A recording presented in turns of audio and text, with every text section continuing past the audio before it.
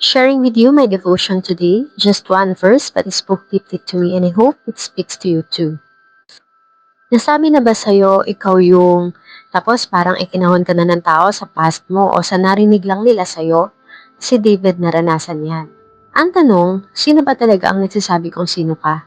Sabi sa 1 Samuel chapter 21 verse 11, "But the servants of Achish said to him, Isn't this David the king of the land?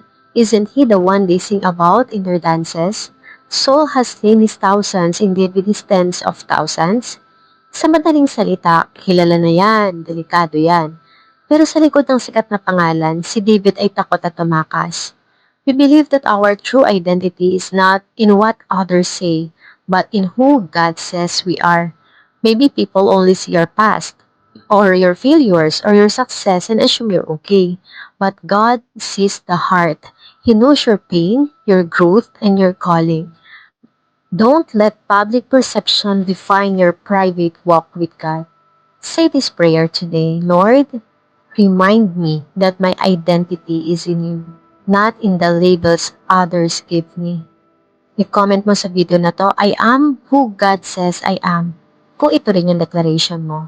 And share this video to someone who feels boxed in by others' opinion. Remind them, God writes your story, not the crowd.